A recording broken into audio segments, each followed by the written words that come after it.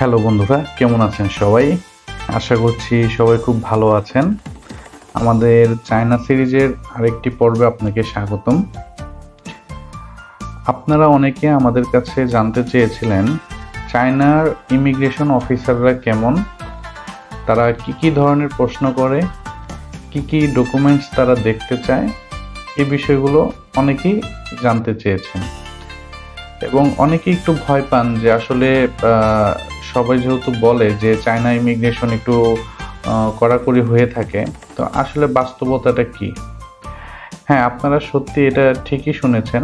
চায়নার ইমিগ্রেশন খুবই কড়াকড়ি। তারা খুবই সময় নিয়ে অনেক ধরনের প্রশ্ন করে, অনেক কিছু আসলে আমাদেরকেও সম্মুখীন হতে হয়েছে। তো আজকের ভিডিওতে আমি এই বিষয়গুলোই আপনাদের সাথে শেয়ার করব যে চায়নার ইমিগ্রেশনে আপনাদেরকে কি প্রশ্ন করতে পারে এবং কি ডকুমেন্ট তারা দেখতে চাইতে পারে। চলুন শুরু করা যাক। তো আপনি যেহেতু প্রথম চায়না যাচ্ছেন, আমি ধরে নিলাম প্রথম হয়তোবা গুয়াংজু বা শেনজেন বা যে কোনো শহরে যেতে যাচ্ছেন, তো আপনাকে কিছু ভ্রমণের পূর্ব প্রস্তুতি রাখতে হবে।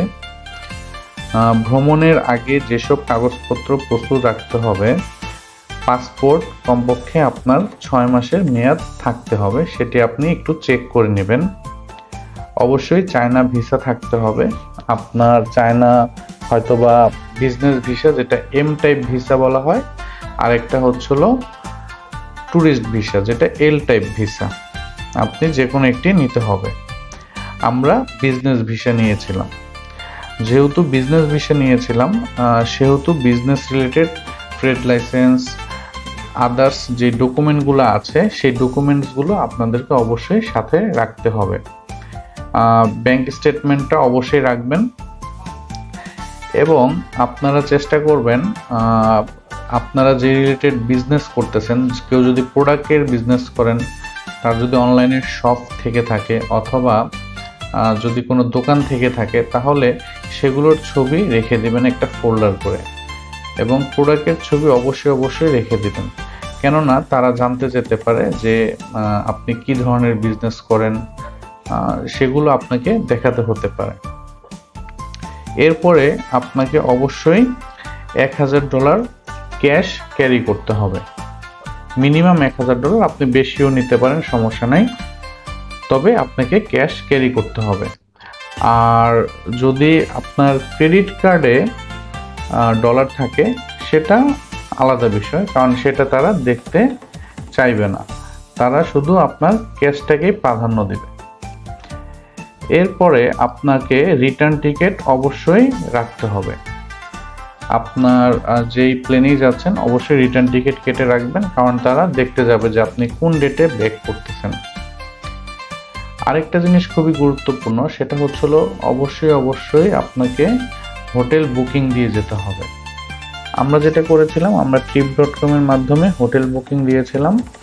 trip.com এ একটা সুবিধা হলো যে আপনাকে 2টা ল্যাঙ্গুয়েজেই তারা ইনভয়েস দিবে। একটা হচ্ছিল ইংলিশ ল্যাঙ্গুয়েজ আর একটা হচ্ছিল চাইনিজ ল্যাঙ্গুয়েজ।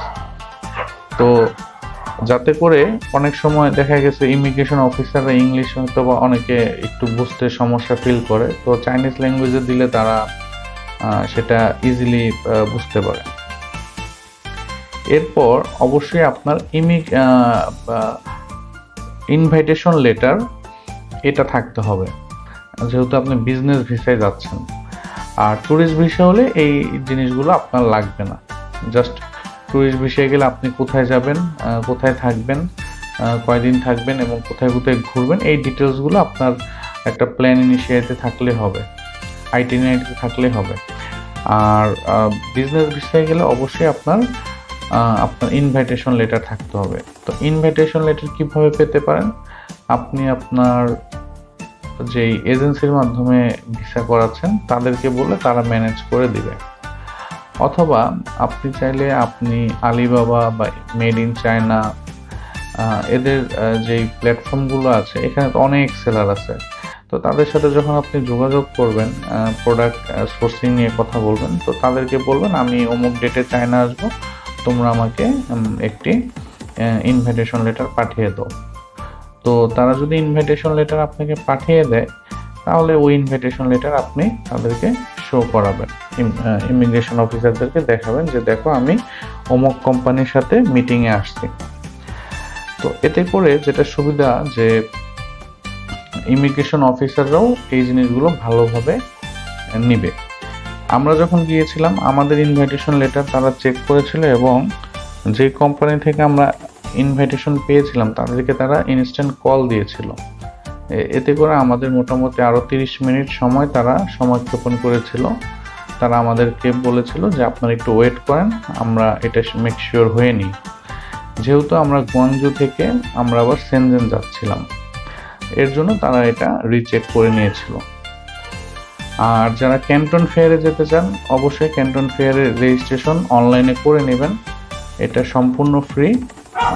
এতে করে আপনার সুবিধা যে আপনার অনলাইনে আপনার রেজিস্ট্রেশন হয়ে গেলে আপনাকে একটা কিউআর কোড দেবে, সেটা প্রিন্ট করে সাথে নিয়ে যাবে। এতে করে আপনি ইমিগ্রেশন অফিসারকেও দেখাতে পারবেন যে দেখো আমার এখানে অনলাইনে আমি রেজিস্ট্রেশন করেছি এবং আমি ক্যান্টন ফেয়ারে যোগ দিতে চাই। এই বিষয়গুলোই আপনার মোটামুটি থাকলেই হবে। এবং তারা যেসব বিষয়ে আপনাকে প্রশ্ন করতে পারে যে আপনি চায়নাতে কতদিন থাকবেন, কোথায় কোথায় ঘুরবেন, কোন কোন এরিয়াতে যাবেন, আপনার রিটার্ন টিকিট আছে কিনা, এই ধরনের জিনিসগুলো বলবে। আপনাকে আতঙ্কিত না হয়ে এই জিনিসগুলো যদি ক্লিয়ারলি বলতে পারেন, তাহলেই আপনাকে তারা ছেড়ে দেবে। তো ধন্যবাদ সবাইকে, আশা করছি ভালো থাকবেন এবং বিষয়গুলো আপনারা বুঝতে পেরেছেন। যদি কিছু না বুঝতে পারেন অবশ্যই কমেন্ট করে জানাবেন। ধন্যবাদ।